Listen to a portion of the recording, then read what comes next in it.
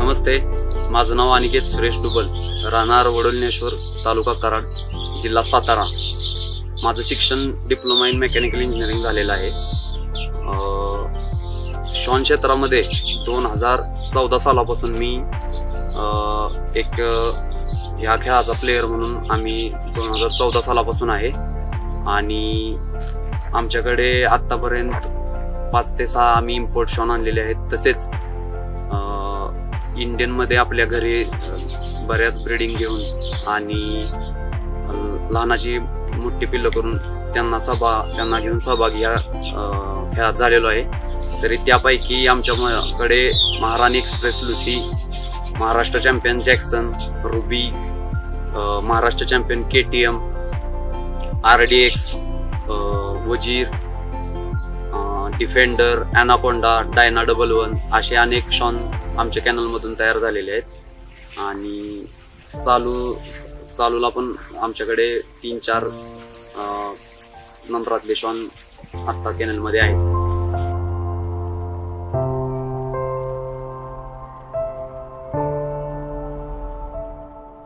तर बऱ्याच माणसांची मेंटॅलिटी अशी झालेली आहे की इम्पोर्ट आणि इंडियन. तर इंडियन मध्ये पण तुम्ही जर प्रॉपर अभ्यास केला तर ठराविक अशा लाईन आहेत महाराष्ट्रामध्ये, पंजाबमध्ये की इम्पोर्ट पेक्षा त्यांचे रिझल्ट चांगलेले आलेले आहेत. त्यामध्ये तुमच्या मिशाची लाईन, हेडबॉन्डच्या लाईन मधून जे टँगोपा पंजाबचा येतो, मिशा येतो, मीट मिलेटर आहे, मॅजिकल ब्रूची लाईन आहे, आपली आता ग्रीन इल्विनची 3री जनरेशन तुम्ही बघा. असे बरेच शॉन आहेत इंडियन मध्ये की ते चांगले रिझल्ट काढू शकतात. पण आपल्यातल्या माणसांची मेंटॅलिटी जी इम्पोर्ट बद्दल झालेली आहे ती वेगळीच झालेली आहे. त्या मेंटॅलिटीमुळे आपण इंडियन शॉनांवर चांगल्या ब्लडलाईनच्या दुर्लक्ष करतो. तर अशी तुम्ही ब्रीडिंग मधली पण उदाहरणं द्यायची झाली तर बरीच आहेत की इंडियन मेल ज्यांनी सक्सेसफुल पिल्लं पण दिलेली आहेत. आता ताजं जर उदाहरण घ्याल तर बकासूर 302 तुम्ही बघू शकता. VIP एक्सप्रेस बडी कालाचा बच्चा आहे, इंडियन शॉनाचा पिल्लो आहे तो. त्याच्या सोबत कॉम्पिटिशनला बऱ्याच इम्पोर्ट शॉनांची पण पिल्लं आहेत. पण त्याच्यात आणि त्याच्यात तुम्हाला काही असा मोठा डिफरन्स बघायला नाही भेटत. चांगला त्यांना कॉम्पिट करून चांगल्या कॉम्पिटिशनला यशस्वी ठरलेला शॉन आहे तो. पण अशी बरीच उदाहरणं आहेत की ज्यांच्यामध्ये इंडियन शॉनांच्या पिल्लांनी पण चांगला रिझल्ट दिलाय.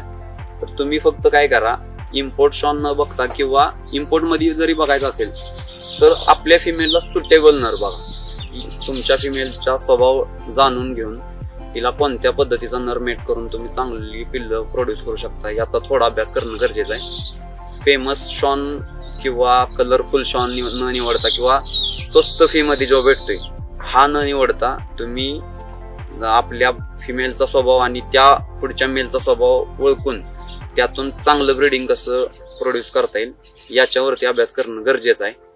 आणि त्यामध्ये असं आहे की तुमची जर फिमेल जास्त ॲग्रेशन दाखवत असेल तर थोडा शांत स्वभावाचा मेल तुम्ही निवडू शकता, जेणेकरून पिल्लांनी दुसऱ्या शॉनाला डिस्टर्ब करायचं, दाबायचं काय चान्सेस कमी होतात. जास्त शांत स्वभावाची फिमेल असेल तर तिला थोडा ॲग्रेसिव्ह मेलमध्ये तुम्ही ॲग्रेसिव्ह मेल तुम्ही चॉईस करू शकता. आणि अशा पद्धतीने तुम्ही तुमचं ब्रीडिंग सक्सेसफुल करून शॉन क्षेत्रात सक्सेसफुल होऊ शकता. तर इनब्रीडिंग म्हणजे असा विषय आहे की तुम्ही एका ब्लड लाईनचे म्हणजे एका घरातले किंवा एका खानदानातले 2 शॉन ज्यावेळी तुम्ही मेट करता त्यावेळी त्यांचे जी पिल्लं होतात किंवा त्यांचं जे प्रोडक्शन होतंय त्याच्यामध्ये बरेच साईड इफेक्ट किंवा त्यांच्यामध्ये ॲबनॉर्मल गोष्टी त्या शॉनांमध्ये डेव्हलप होण्याचे चान्सेस जे असतात त्यांना कोणच नाकारू शकत नाही. आता बाहेरच्या ब्रीडिंगमध्ये ठराविक लोक असे पण आहेत की ते इन ब्रीडिंग पण घेतात, पण त्याचे सक्सेस रेशो खूप कमी आहेत आणि 10 फिमेल मेट केल्यावरती एखाद्या फिमेलचं म्हणजे बोटावर मोजणे इतपतच त्याचं सक्सेस रेट असतात. त्यामुळे इन ब्रीडिंग शक्यतो जेवढं तुम्हाला अवॉइड करता येईल तेवढं करा. 5व्या 6व्या जनरेशनला पाठीमागे एखादा कॉमन नेम येत असेल, नाव म्हणजे आजोबा पंजोबा आहे, त्याच्या पण पाठीमागे जर एखादा सेम लाईन्स येत असेल तर एवढा काय साईड इफेक्ट नाही. पण शक्यतो बाप कॉमन आहे किंवा आजोबा दोघांचा कॉमन आहे अशी ब्रीडिंग टाळली पाहिजेत. तर याच्यामधून जी श्वानाची इम्युनिटी असेल किंवा त्याचा गुणधर्म असतील, त्याची टेम्परामेंट, ह्या गोष्टी नॉर्मल नसतात. ॲबनॉर्मल गोष्टींचा जास्त याच्यातून येतोय आणि तुम्ही तुमच्या श्वान तयार करायचे जे 1.5-2 वर्ष आहेत, तुमचा जो वेळ आहे किंवा ती ब्रीडिंग आहे, याचा तुम्ही वेळ आणि सगळ्या गोष्टी तुमच्या अपेक्षा त्या याच्यातून पूर्ण होणार नाही. त्यामुळे तुमचा तो टाइम लॉस आहे. असं न करता तुम्ही प्रॉपर लाईनचा अभ्यास करून ज्या कॉमन ब्लड लाईन नाही येणार दोन्हीकडून असं मेल सिलेक्ट करून किंवा फिमेलची ब्लड लाईन दोन्हीचा अभ्यास करून ब्रीडिंग केलेलं कधीही तुमच्या फायद्याचं ठरणार आहे.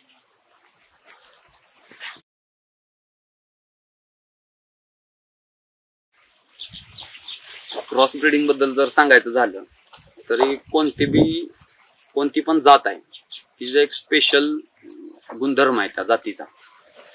ग्रेहॉन्ड असेल तर त्याच्यात स्पीड येते, कारवान तुमची इंडियन ब्रीड असेल तर त्याचे स्पीड जरी ग्रेहॉन्डच्या तुलनेत कमी असलं तर जे त्याचे उन्हात ह्या टेम्परेचरला मॅच व्हायच्या किंवा जी रफ पायाची जे त्याचे गुणधर्म आहेत तर ती प्रत्येक ब्रीडची एक स्पेशालिटी आहे प्रत्येक गोष्टीमध्ये.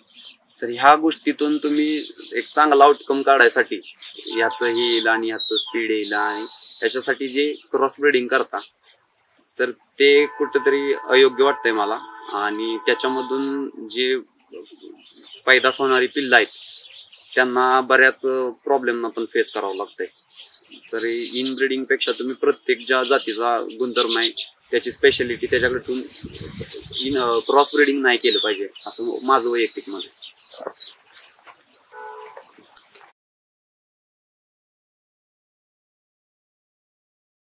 तर तुमच्या श्वानाच्या डेली लाईफमध्ये किंवा त्याच्या रेसिंग करिअरमध्ये त्याला आपण जे औषध असतील किंवा ज्या आर्टिफिशियल गोष्टींचा यूज करतो, फीड पासून असतील गोष्टी बऱ्याच, तर याच्यामध्ये आपण जेवढं नॅचरल राहू तेवढं आपल्या श्वानासाठी चांगलं आहे. कारण की तुम्ही प्रोटीन सोर्स मध्ये बरेच आता तुम्ही अंडी चिकन बऱ्याच गोष्टी देऊ शकता, पण त्याच्या आर्टिफिशियल फॉर्म पण आलेत. बरेच लोकांना लवकर म्हणजे प्रोटीन टेक व्हायसाठी मग ते पावडर वगैरे देतात. बऱ्याच गोष्टी अशा आहेत की श्वानाची ताकद बूस्ट करायसाठी तुम्ही आर्टिफिशियल ओरल गोष्टी वगैरे देत असता. तर ह्या गोष्टी स्किप केल्या पाहिजेत, ह्यांच्यापासून लांब राहिलं पाहिजे. कारण की जेवढं तुम्ही तुमच्या डॉगला नॅचरल ठेवणार आहे त्याला तुम्ही आजारांपासून तेवढंच लांब ठेवणार आहे आणि त्याची इम्युनिटी तेवढी स्ट्रॉंग राहणार आहे, त्याची स्ट्रेंथ चांगली राहणार आहे येणाऱ्या डिझीजसाठी कम्पीट करायची. आणि तुम्ही बघितलं तर स्टॅमिना एक मोठा फॅक्टर आहे याच्यामध्ये, की जे स्टॅमिनावरती धाप लागणं ह्या गोष्टी, या लिव्हर किडनीवरती स्ट्रेस येणं ह्या गोष्टी ज्या आहेत या अवॉइड करायच्या असतील तर तुम्ही शक्यतो तुमचा श्वान जास्तीत जास्त नॅचरल फूड वरती आणि कोणत्याही आर्टिफिशियल न गोष्टी वापरता त्याला प्रॉपर प्रॅक्टिस आणि प्रॉपर नॅचरल डाएट वरती जेवढं तुम्ही त्याला ट्रेन कराल तेवढी त्याची लाईफ पण जास्त आहे आणि त्याचा परफॉर्मन्सचा काळ पण जास्त राहणार आहे. ज्या ठिकाणी आर्टिफिशियल गोष्टी तुमचा श्वान 1 वर्ष पाळणार आहे तो जर तुम्ही नॅचरल ठेवला तर तो 3 वर्ष पाळणार आहे. हा कधीही तुम्ही बघितलं तरी हाच अनुभव सांगतो जुन्या लोकांचा. बघा तुम्ही किंवा आम्ही पण स्वतः बऱ्याच आर्टिफिशियल गोष्टी वापरून बघितल्या. फीड पासून असेल तरी तुम्ही जेवढं नॅचरल राहाल तेवढा तुमच्या श्वानाचा काळ जास्त राहणार आहे आणि हेल्थ पण चांगला राहणार आहे श्वानाचा तुमच्या. जास्तीत जास्त आजारांपासून लांब राहायचं असेल तर तुम्ही नॅचरल राहा.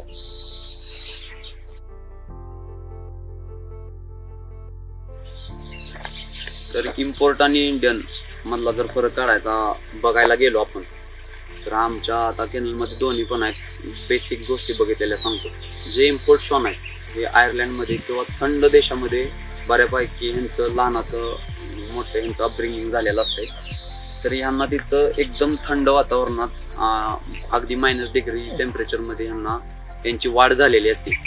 त्या तुलनेत आपलं क्लायमेट एकदम हॉट आहे आणि ह्युमिडिटी आहे आपल्या क्लायमेटमध्ये, आणि ते शॉन एकदम त्या टेम्परेचरमधून इकडं ज्यावेळी शिफ्ट होतात त्यावेळी त्यांना बरेच इश्यू येतात. त्यांना डाएटचा वगैरे प्रॉब्लेम येतो, सूट होण्यासाठी टाइम जातो, त्यांचं डायजेशन वगैरे प्रॉपर होत नाही इथं. आणि मेन फॅक्टर हाच आहे की टेम्परेचर त्यांना जास्त सूट होत नाही. तर त्याच्या तुलनेत आपल्या इथं जो वाढलेला शॉन आहे लहानापासून मोठा, त्यांना लहानपणापासून ह्या सर्व गोष्टी बघितलेल्या असतात किंवा त्याची अपब्रिंगिंगच एवढ्या गरमीत झालेली असते, त्यामुळे त्याला स्टॅमिनाचा इश्यू येत नाही किंवा जास्त गरमीचा. आता तुम्ही उन्हाळ्याच्या दिवसात एप्रिल-मे मध्ये जर बघितलं तर जे इम्पोर्ट शॉन आहे त्यांना बऱ्यापैकी कूलर किंवा एसीची, फॅनची, मिनिमम फॅनची तरी गरज पडतेच.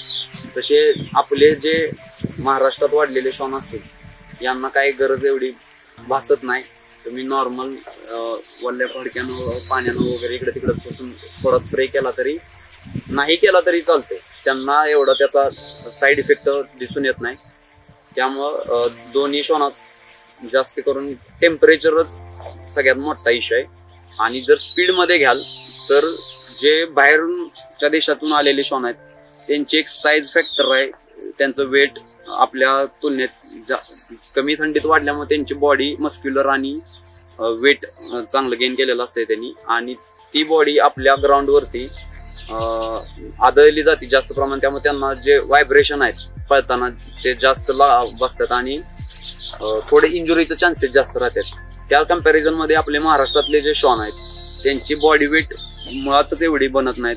30-32 किलो ह्या रेंजमध्ये आपले महाराष्ट्रीयन शॉन वेट चांगलं गेन करतात. एखादा म्हणजे जास्त वाढलेला असला तर तो 35 kg कडे जातो, पण जास्त वेट होत नाही. त्यांचं हे बॉडी वेट आपल्या ट्रॅकवरती पाहायसाठी सुटेबल राहतं ह्या इम्पोर्ट शॉनांच्या किंवा बाहेरच्या शॉनांच्या तुलनेत.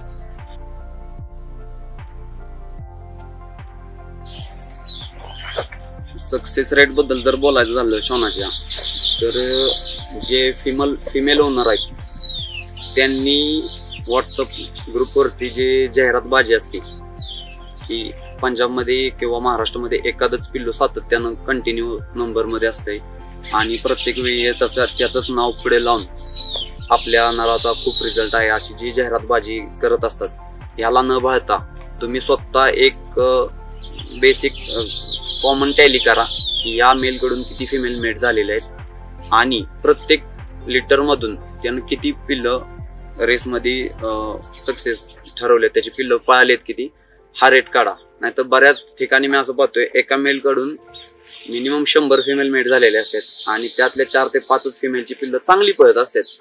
त्यांचं कॉम्बिनेशन जुळलेलं असते किंवा त्या पिल्लांचे ओनर पण एक्सपिरियन्स आणि प्रॉपर भेटलेले असतात.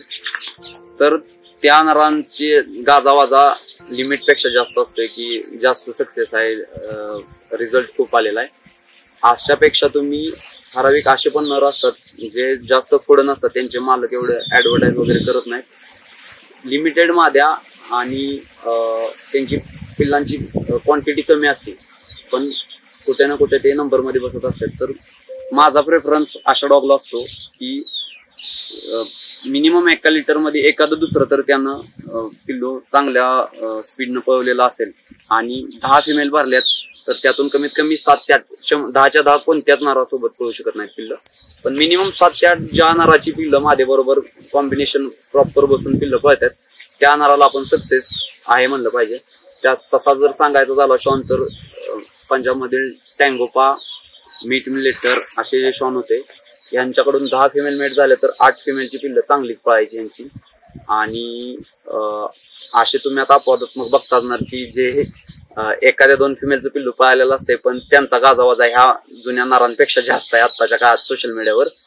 तर अशा नवीन नरांना न भाळता तुम्ही प्रॉपर लाईनचा अभ्यास करून आणि एक क्वांटिटीचा अभ्यास करून नर सिलेक्ट करा की ज्याचे 10 पैकी जास्तीत जास्त पिल्लं कोणत्या नराची पळतात त्याला तुम्ही प्रेफरन्स द्या मीटिंगसाठी.